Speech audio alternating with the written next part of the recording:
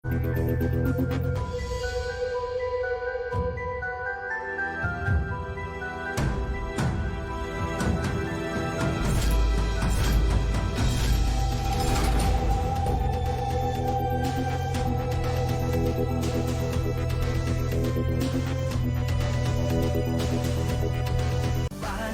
aspirasi negara, penggerak sosioekonomi, panci tanggung jawab bersama, data anda masa depan kita, panci semua penduduk juga perumahan demi kesejahteraan negara.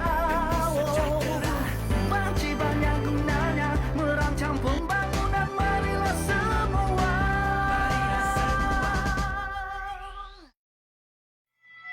Langkah-langkah di dalam kawasan tempatan jangkitan 2020 telah pun dikuatkuasakan pada hari ini.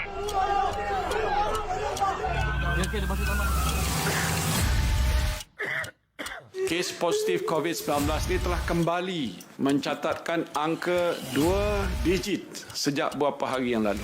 Sejak 1 Julai 2020, Kementerian Kesihatan telah melaporkan 15 buah kluster baru. Kalau dia terus tinggi, meningkat sampai 3 angka, kita terpaksa tutup pun. PKP akan dilaksanakan.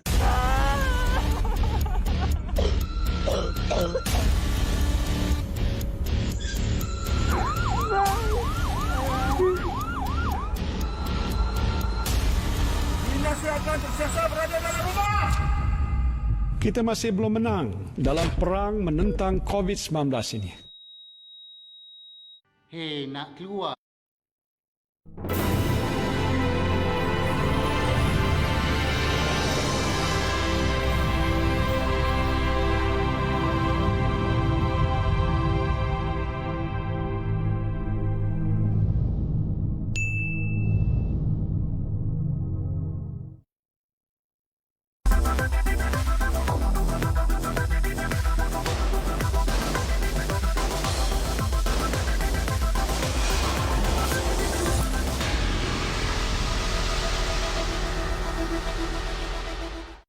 Bagi tahun 2021, kerajaan akan menggantikan bantuan sara hidup atau BSH kepada Bantuan Prihatin Rakyat atau BPR dengan kadar bantuan dan kategori pendapatan yang lebih baik seperti berikut.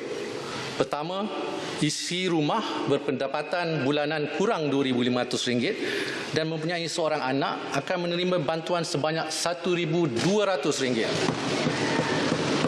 Manakala isi rumah yang mempunyai 2 orang anak atau lebih akan menerima bantuan sebanyak RM1,800. Kedua, bagi isi rumah berpendapatan bulanan antara RM2,501 hingga RM4,000 dan mempunyai sehingga seorang anak, bantuan BPR sebanyak RM800 akan disalurkan.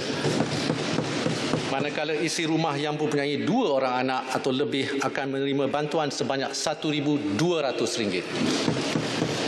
Kerajaan turut akan membantu kumpulan isi rumah berpendapatan bulanan antara... Selamat pagi, kita bersama lagi dalam Ruang Bicara yang dibawakan kepada anda tentunya di Bernama TV. Itulah topik yang kita pilih hari ini di Ruang Bicara, iaitu bantuan prihatin rakyat. Kita ada tetamu yang cukup istimewa yang sudah pun berada bersama saya di studio Ruang Bicara ini. Jadi kita ingin mengucapkan setinggi-tinggi terima kasih dan juga selamat datang kepada yang berbahagia Puan Zakiah Jaafar, iaitu Timbalan Ketua Struktur Perbendaharaan Dasar di Kementerian Keuangan. Jadi Puan, apa khabar? Baik, terima kasih. Dulu pernah datang kan? Lama dah lah. Pernah.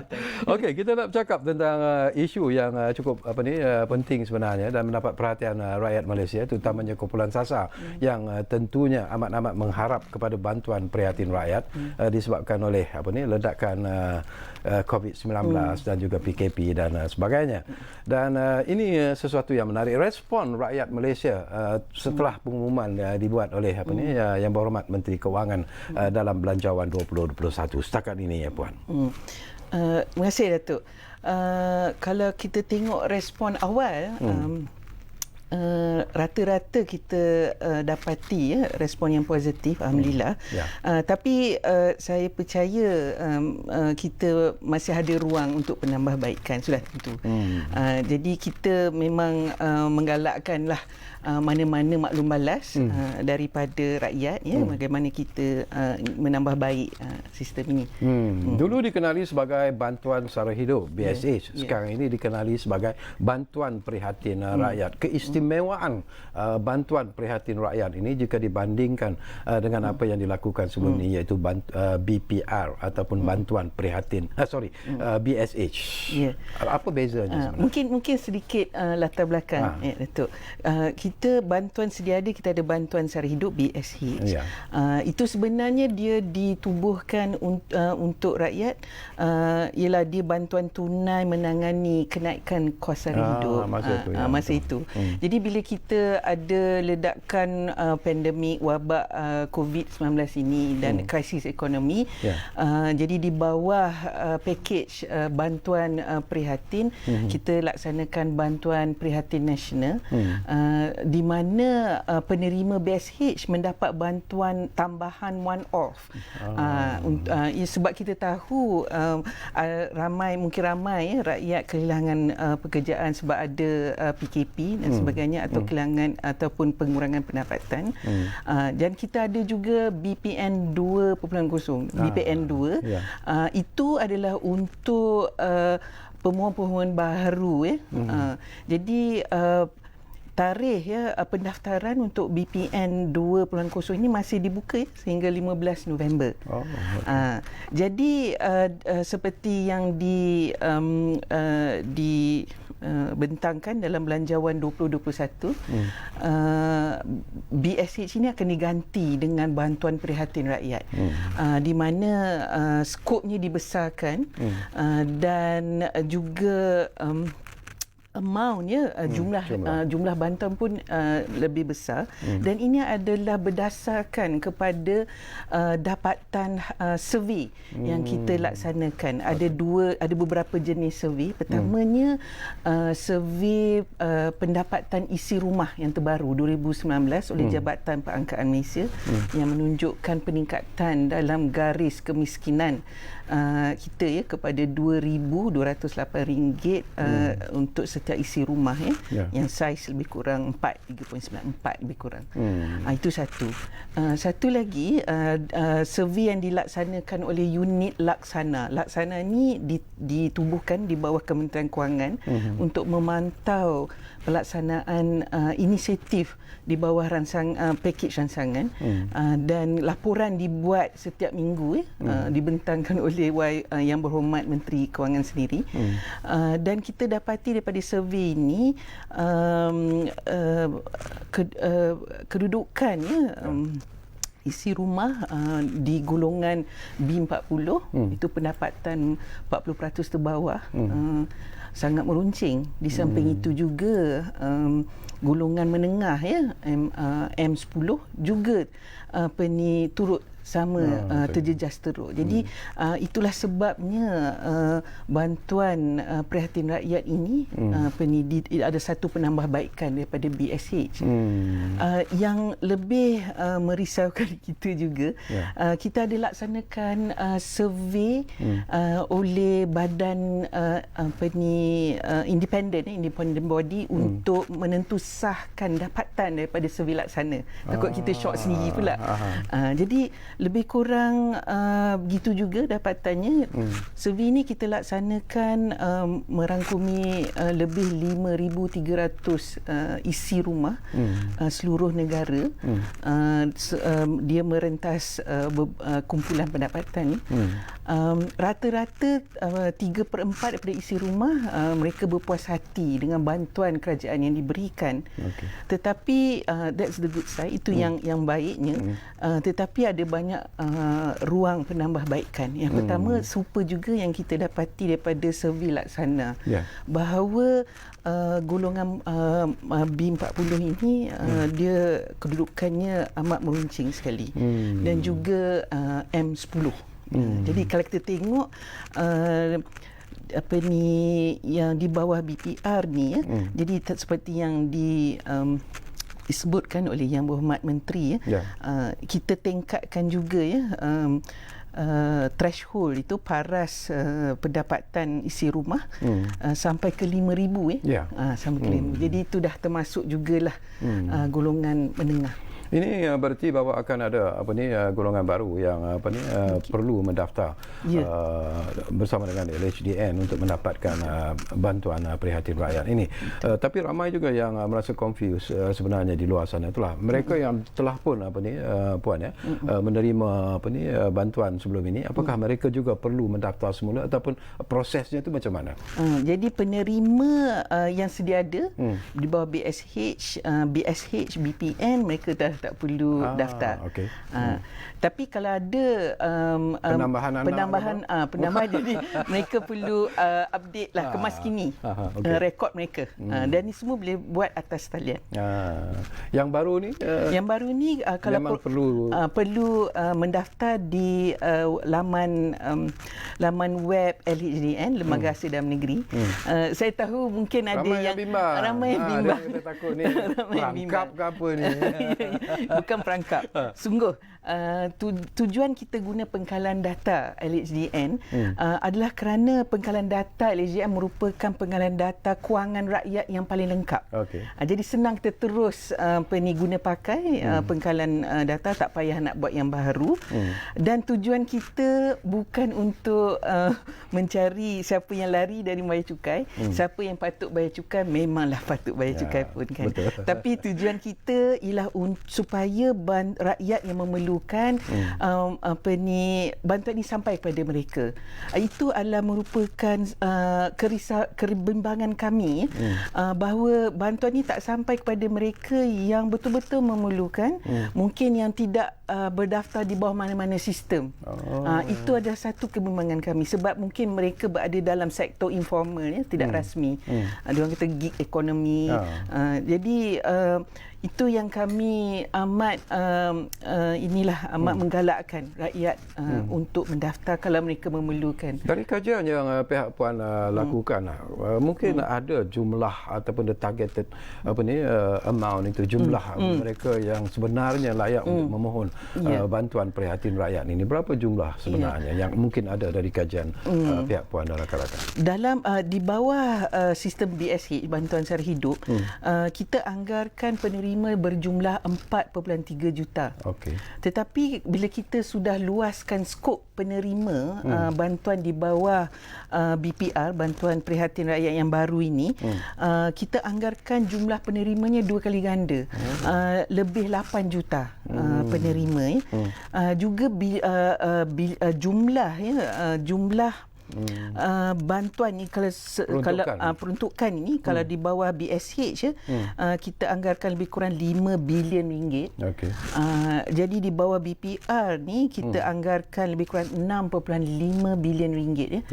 Jadi Datuk, kalau kita bayangkan daripada dapatan survey kita juga kita dapati penerima bantuan-bantuan ini dia banyak habiskan bantuan ini. Jadi kita bayangkan kalau kita sampaikan bantuan tunai ini sejumlah 6.5 bilion tahun hadapan, itu merupakan suntikan terus menerus ke dalam ekonomi yang boleh menjana aktiviti dari penggunaan. Jadi dia multi purpose, membantu rakyat juga dan juga membantu ekonomi kita dengan kegiatan-kegiatan dan pembelian, penggunaan dan sebagainya. Bila puan sebut tentang membantu negara, membantu rakyat yang terlibat, ada juga pihak yang melihat bahawa kadang-kadang penerima itu sendiri menyalahgunakan bantuan yang diberikan. Sepatutnya digunakan barangkali untuk memberi keperluan harian, tetapi mereka tak apalah, save sikit beli handphone tapi perkara-perkara seperti ini dilihat ataupun tidak sebenarnya pihak kementerian sendiri? Ya, betul. Ada juga kita dapati kes-kes yang sedemikian tapi kita tak adalah ada penalty.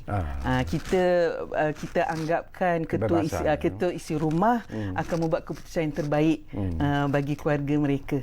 Itu adalah tanda-tanda rakyat yang berfikiran maju sikit. Jadi memang betul kita ada dapati itu bukan saja bantuan tunai seperti ini. Kalau sebagai contoh Datuk, kita sehingga September yang lepas kita ada moratorium pinjaman. Kita tidak menghalang sesiapa pun mengambil moratorium ini sama ada mereka perlu atau tidak. Jadi ramai yang mengambil juga moratorium ini dan kita dapati ramai orang pergi bercuti di resort tepi pantai penuh. Itu alhamdulillah menjana juga membantu juga ekonomi dalam negeri. Tetapi apabila moratorium tu hampir dah habis September, jadi kita dapati kadar penginapan hotel kan menurun semula. Jadi kita tahu mungkin kita tidak menghalang, selagi tidak menghalang, itu keputusan isi rumah masing-masing. Jadi tapi yang pentingnya untuk bantuan tunai ini eloklah digunakan untuk yang memerlukan. Kalau kita tengok profil penggunaan bantuan ini lebih kurang 90% digunakan untuk kegunaan harian jadi itu dah kira baiklah bagi kami. Kita akan sambung lagi Puan Zakiah, tapi seperti biasalah kita diarah untuk berehat dulu buat seketika. Dan kepada anda yang sedang bersama kami ketika ini, jangan ke mana-mana. Kembali semula sebentar saja lagi bersama kami Ruang Bicara yang tentunya kami bawakan kepada anda mana lagi bernama TV. Kita jumpa lagi.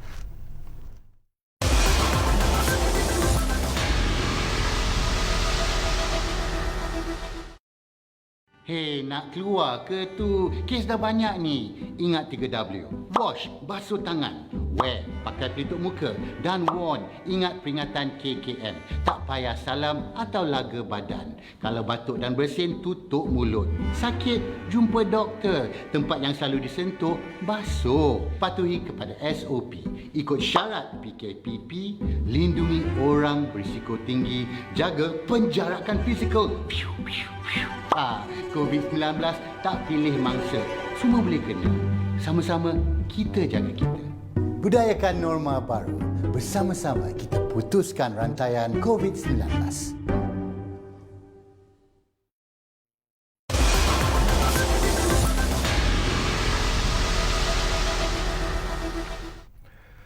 Okey, kita kembali semula ke Ruang Bicara ini. Masih lagi bercakap tentang bantuan prihatin rakyat dan kita masih lagi bersama dengan yang berbahagia Puan Zakiah Jaafar, iaitu Timbalan Ketua Setiausaha Pembendaraan Dasar di Kementerian Kewangan. Baik, Puan, kami terima juga soalan melalui Facebook kami lah. Dia bertanya bahawa dulu dia merupakan untuk penerima BPN. Apakah mereka juga perlu berdaftar semula untuk mendapatkan bantuan BPR ini? Saya difahamkan tidak perlu mendaftar semula kerana mereka layak menerima BPR. Ini adalah penambahbaikan pun daripada BSH. Tapi apa pun elok kita semaklah rekod kita, mungkin ada penambahan maklumat-maklumat baru kan. Okey, itu jawapan kepada persoalan yang anda bangkitkan sebentar tadi. Baik, selain daripada bantuan prihatin rakyat, kita tahu bahawa kerajaan kita merupakan sebuah kerajaan yang cukup prihatin dengan yang dialami oleh rakyat jelata, terutamanya disebabkan oleh ledakan COVID-19 dan juga PKP dan sebagainya. Selain daripada apa yang dilakukan melalui bantuan prihatin rakyat, apa lagi sebenarnya bantuan yang diberikan oleh kerajaan kita untuk melegakan sedikit kehidupan rakyat menghadapi situasi terkini? Ya, tu. Ada ke tak ada krisis atau COVID, kerajaan lebih kurang belanja 28 bilion ringgit subsidi untuk pelbagai-bagai perkhidmatan. Daripada kesihatan, kalau kita kesihatan pergi ke hospital kerajaan bayar RM1 saja. Pendidikan, subsidi petrol dan berbagai-bagai lagi.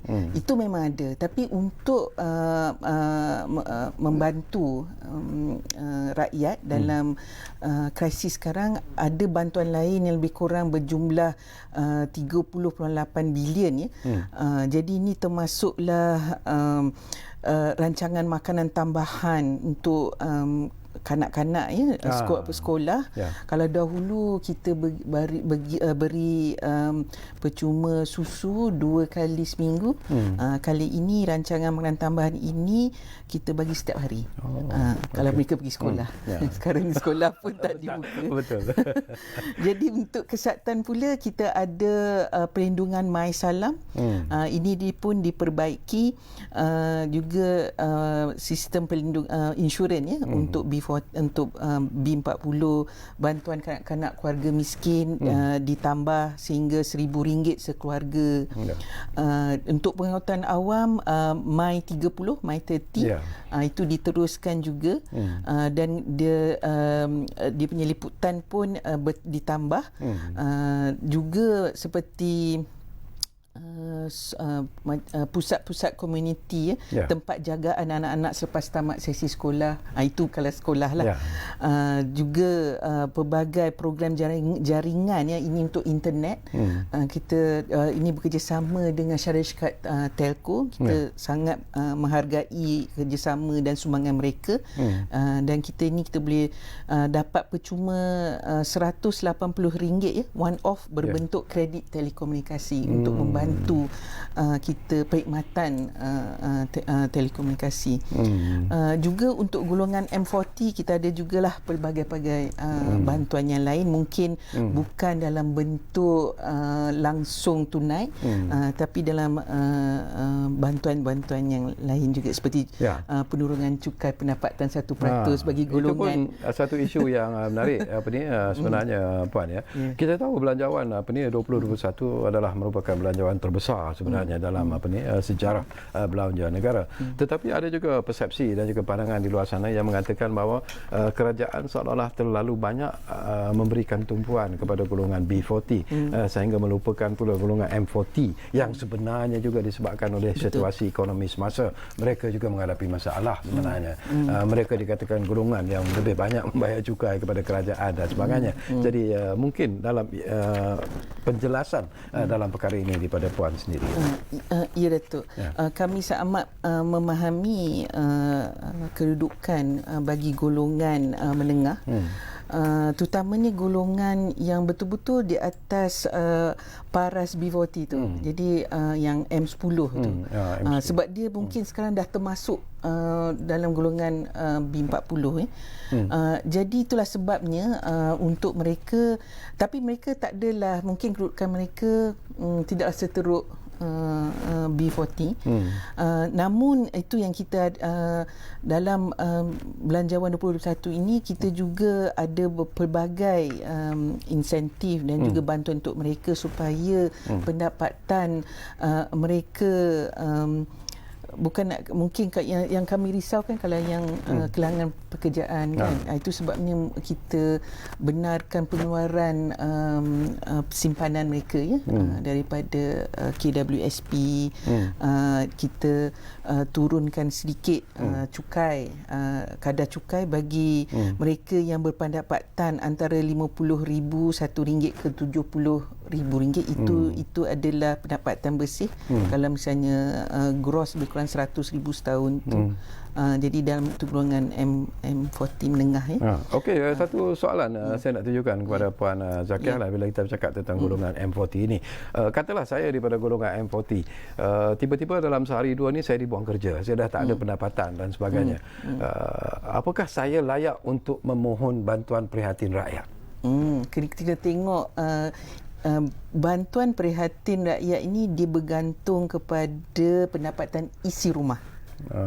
Bukan untuk pendapatan individu. Jadi kita gabungkan, kalau misalnya dia melebihi, kalau isi rumah Datuk melebihi RM5,000, jadi tak layak lah. Jadi kita kena tengok bantuan-bantuan lain lah. Boleh mungkin keluarkan daripada akaun KWSP. Itu mungkin itu kita ada bantuan di situ.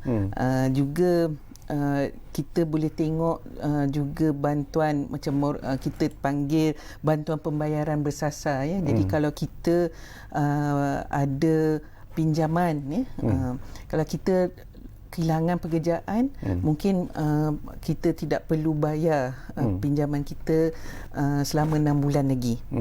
Itu hanya kita boleh menghubungi bank saja, self-declare, kita sudah kehilangan pekerjaan. Kalau kita boleh pilih, atau kita boleh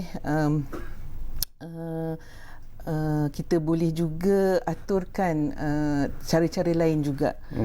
Jadi bank diarahkan untuk berurusan lah dengan peminjam untuk tengok cara yang terbaik. Okey, saya nak dapatkan reaksi daripada Puan Zakia lah. Ini tak ada kena-mengena dengan bantuan prihatin rakyat, tapi kerana Puan sentuh tentang KWSP, ini pun jadi isu yang menarik jugalah. Sekarang ini sedang dibincangkan, pelbagai pandangan dan juga pendapat dilontarkan, dan ada yang mengatakan bahawa mungkin ialah menunggu-nunggu apakah pengeluaran daripada akaun satu KWSP untuk certain amount itu akan dibenarkan ataupun tidak. Tetapi pandangan Kementerian Menteri Kewangan sendiri pun telah menyatakan bahawa itu dibenarkan mengikut kategori yang telah pun ditetapkan dalam belanjawan 2021. Betul.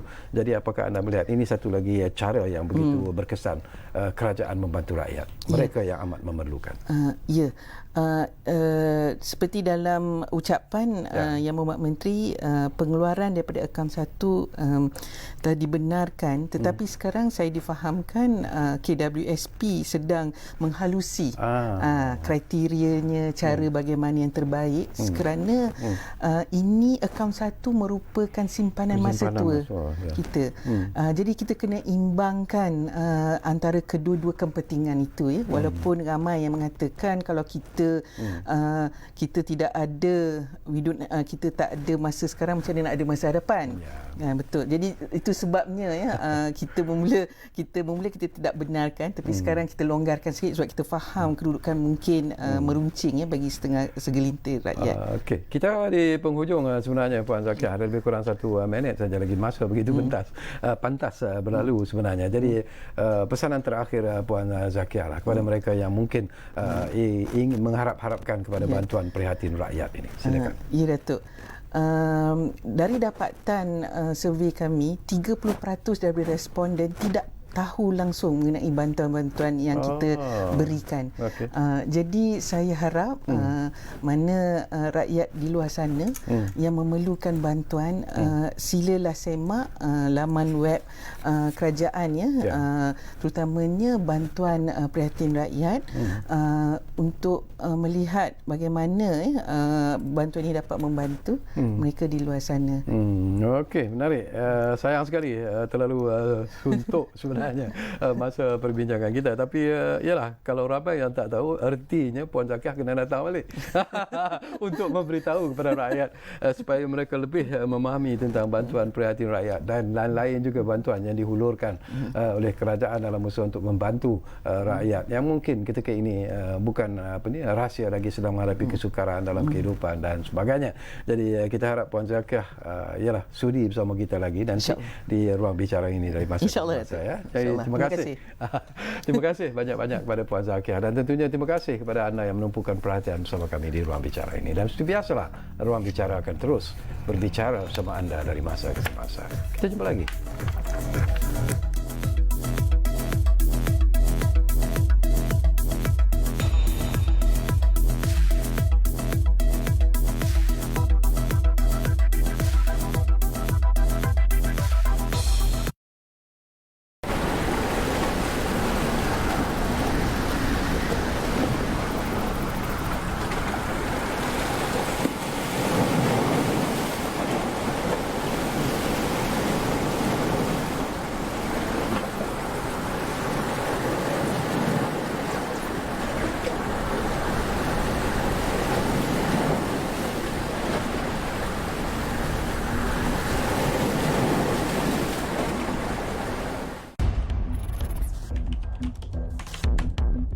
Ini beli buat duit ni. Kaya. Nanti aku bagi link. Kau download je.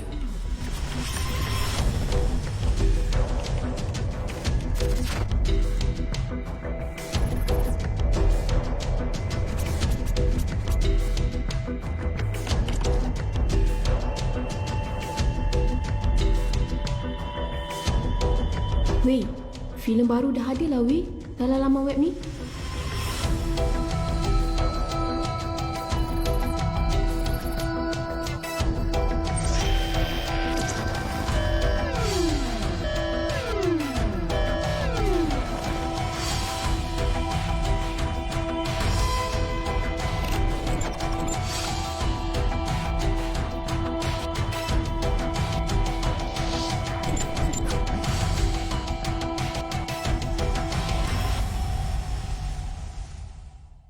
Sudahkah anda mencuba perkhidmatan digital KKM? Pesakit kes ringan seperti Laila kini boleh menempa slot temujanji secara dalam talian di portal MyHealth. Di klinik, jururawat akan menjana surat pengesahan dan pengakuan pegawai Laila menerusi EGL. Pesakit juga kini boleh menjalani penilaian kesihatan susulan secara maya. Doktor yang bertugas akan merekodkan maklumat kesihatan pesakit ke dalam sistem HIS. Pendigitalan ialah normal baru. Kita guna, kita sokong.